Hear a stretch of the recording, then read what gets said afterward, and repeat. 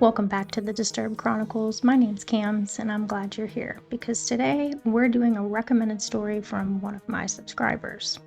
We're going to talk about Paul Bernardo and how him and his wife became known as the Ken and Barbie killers. Paul was a troubled kid from Ontario, Canada, and although he presented himself as a well-adjusted guy, he was just far from it. He had a very dysfunctional family, watching his father do inappropriate things with his sister, and his father was charged with sexual abuse to a minor when he was just 9 years old. His mother suffered from chronic anxiety and eventually secluded herself in the basement of their own home. And when Paul was 16, he found out his mother had an affair before he was born, and it resulted in him not knowing who his real father was. Paul resented his mother for this, and he eventually started calling her vulgar names and cussing at her pretty often. Everyone described Paul as an attractive guy who dressed nice and was pretty charming, a true Ken, and that helped him with picking up women.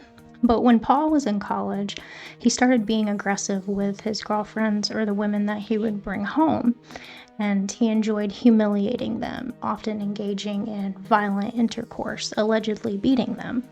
And his parents noticed this, but he threatened to kill them if they ever told anybody. Paul was even served with 2 restraining orders by 2 different women during this time, and unfortunately, his crimes became more and more violent. Before 1990, at least 16 women were raped or attempted to be raped in Scarborough, Canada. Canada had a serial rapist on the loose, but at the time, the police didn't know who it was, and these crimes were named the Scarborough rapist cases. Paul always targeted young women.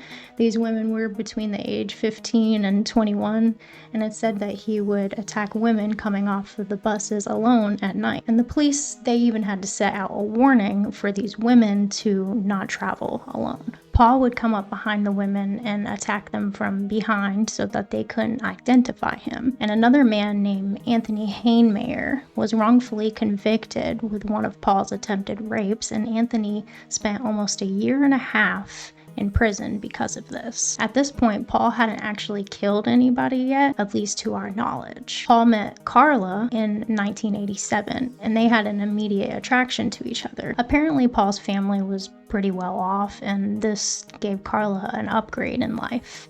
Everyone who knew the couple said that Paul treated Carla like a princess and that they were perfect together. The two became engaged and were soon to be married. And Carla's family allegedly liked Paul, but they were unaware of his criminal history, beating and raping women. But Carla was not oblivious to her partner, Paul, and she soon learned everything that he had done prior to meeting each other. In 1990, the two became true partners in crime when Paul lost his job and the couple moved into Carla's family's home, and that's when the first act of violence together started. 15-year-old Tammy Homolka, Carla's younger sister, also lived in the house, and Paul became obsessed with her. Paul would watch Tammy through her window and sneak into her room at night and masturbate while she slept. Carla already had a sex partner before Paul, and this made him angry her not being a virgin. So as a Christmas gift, Carla wanted to give Paul Tammy's virginity. Just before Christmas, on December 23rd, Carla crushed up some sleeping pills and put it into Tammy's alcoholic beverage. Carla also used an anesthetic on Tammy while she was asleep to induce loss of consciousness. Tammy was soon unconscious, and while the parents slept upstairs, the couple began to undress Tammy and began raping her. The couple recorded the entire thing on tape, and soon after, Tammy began to get sick and she was still unconscious. The couple tried to revive Tammy, and they even called 911 after hiding everything, but Tammy was pronounced dead later on at the hospital and she never regained consciousness. Although Carla and Paul were both responsible, Tammy's death was ultimately ruled an accident from her choking on her own vomit. And after her death, it said that Carla and Paul recorded themselves during intercourse as Carla wore her now dead sister's clothes and pretended to be her. The couple even placed a wedding invitation inside of Tammy's casket, and it's reported that Paul was seen caressing Tammy's dead body. This invitation was actually later removed from Tammy's casket upon the parents' request. And it's said that Carla purposely killed her sister because she was so jealous of how obsessed Paul was with her. Needless to say, both of these two individuals are very sick to be able to do something like that to such a young, innocent family member. That's crazy. The following year, in June of 1991, while Paul was out stealing license plates, he came across Leslie Mahaffey, who was just 14 years old. Leslie was locked out of her house early in the morning, and Paul confronted her, stating that he wanted to rob a nearby neighbor's house. Leslie didn't take him serious, and she asked if he had any cigarettes, so she followed Paul to his vehicle, and that's when he blindfolded her and forced her into the car. On the way home, he called his partner Carla and told her that they had a victim. Paul and Carla again videotaped themselves sexually abusing and torturing Leslie while they listened to music, and Paul kept Leslie blindfolded and told her that she was doing a great job. Leslie was sodomized by Paul, and she had her hands tied behind her back during this. At one point, she even announced that her blindfold was starting to come off. As stated by Paul, they were afraid of being identified by Leslie, so Carla fed Leslie a lethal dose of a sedative. Carla said Paul strangled Leslie to death, and they stored her body in the basement of their home before they had dinner with Carla's family at that house. And after the party, the couple decided that they were going to dismember Leslie's body with a circular saw.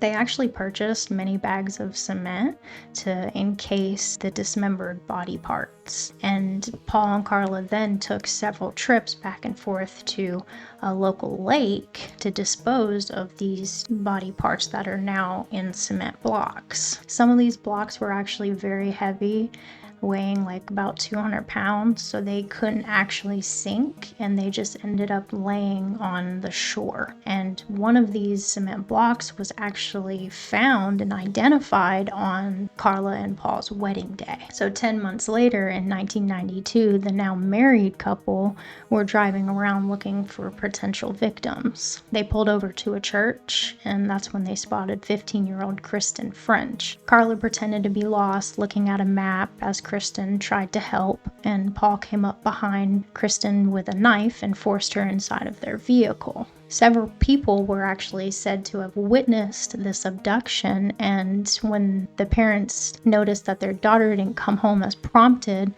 they reported it as foul play. Just like their previous victims, Kristen was recorded being tortured and raped while forced to drink heavy alcoholic drinks and submit to Paul. They then killed Kristen, and before going to a Easter dinner at the family's home. So both Paul and Carla have different sides of the story on how they killed Kristen.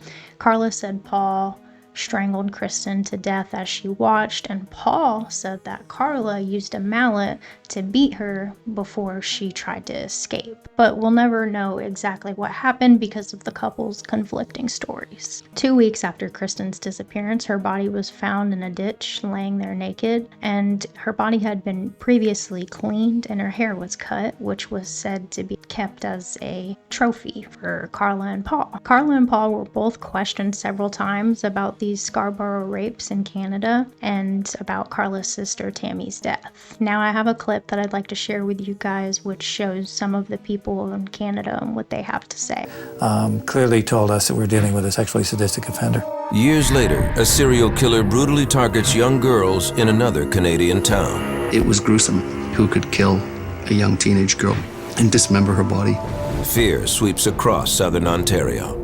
The bloody trail leads police to a pair of unlikely suspects, a young, beautiful married couple. The idea that these were the bad guys, that they were capable of doing anything so vile, is something that's hard for us to comprehend. She assaulted her sister. It was absolutely mind-boggling. It's the most sensational and probably one of the most sinister cases in Canadian history. In May of 1992, the couple had their last names changed to Teal, which was inspired by a previous serial killer. And at the end of May, Paul was actually reported by a friend or an acquaintance to be a possible suspect. In December of 1992, Paul severely beat Carla with a flashlight, and she suffered major bruising and injuries from this. But despite that, she still showed up to work and told everybody that she had been in a car accident. Her coworkers were very concerned, and they ultimately contacted Carla's parents and told her about what was going on. And Carla's family came and had physically removed Carla from Paul's house, and later Carla actually filed charges against Paul for this beating, saying that she was a battered woman. It seems like the pressure from everything started to make them fold on each other. Paul was later arrested for what he did to Carla. Previously, Paul had given his DNA when they questioned him about the Scarborough rapes, and the police finally matched his DNA to the crime scene. Paul was placed on a 24-hour surveillance, and the police decided to interview Carla. The police questioned Carla about Paul's involvement in these cases, but Carla only talked about suffering from abuse at the hands of Paul. And later that same night, Carla went home and told her family that Paul was the Scarborough rapist, and she also confessed to their involvement in Leslie and Kristen's death. This resulted in the police actually reopening the death of Tammy's investigation. Carla hired a lawyer and basically cooperated with the police to gain full immunity, but the police ultimately said that she couldn't have full immunity because of her involvement in these cases. In February of 1993, the police arrested Paul Bernardo on several charges, but they had no evidence besides the DNA, and they couldn't hold him long because of this, so they obtained a search warrant after cooperating with Carla. They knew about the tapes that the two had recorded of the abuse and the murders. When the police searched Paul's home, they could only find one tape, and on this tape, it only showed Carla performing oral sex on an unknown victim. Paul had the tapes removed after later telling his lawyer about their location, but Paul's lawyer resigned, and the new lawyer actually turned in these tapes. Ken Murray, Paul's previous lawyer, was charged with obstruction of evidence for withholding these tapes. And in return for cooperating with the police, Carla received a plea bargain of 12 years. And if she didn't accept it in 1 week, then she would be charged with several other crimes. Carla, of course, accepted this plea bargain and started giving the police statements. Paul's trial began in 1995, and the tapes and the murders were played during this trial. The police said that they would have never gave Carla a plea bargain had they seen these tapes prior to this. And Carla was charged with 2 counts of manslaughter and spent 12 years in prison. Carla divorced Paul in 1994, and she was released in 2005 after serving her 12 years, and she was under many restrictions. Carla tried to have her name changed completely but was denied, but she does go by a different name. Carla is now married to one of her lawyer's brother, and she lives in Quebec. She's 54 years old and she has 3 children. Now I have a clip I'm going to show you guys of how some of the people reacted to Carla's release. Since then, she's kept a low profile, going by the name Leanne Teal. And for the past 2 years, she has reportedly lived in this suburb south of Montreal with her husband and their 3 children. To hear that a person like that is here, it's... Many neighbors just learned that through media reports this week. I was totally shocked. She's here? Oh my God. Get out of here. Homolka's children go to school here, and some parents in the area are angry they didn't know. It makes you uncomfortable, it's not like she was accused of, fraud or something. It's a pretty heinous crime. Paul testified that the murders were an accident and that Carla was actually the one responsible for the deaths. Paul pleaded guilty to 32 sex-related crimes, and in September of 1995, Paul was convicted of 2 first-degree murder charges, 2 kidnapping charges, 2 aggravated assault charges, as well as a dismemberment charge. Paul was sentenced to life in prison without the possibility of parole for the minimum of 25 years. He was marked a dangerous offender and is unlikely to ever be released. While Paul has been in prison, he's been held in segregation several times because many other inmates have wanted to hurt him for finding out about his crimes. Police suspected Paul on several other related crimes and other murders, but he's never actually acknowledged his involvement. Paul became eligible for parole in 2018, but was denied in October of that year.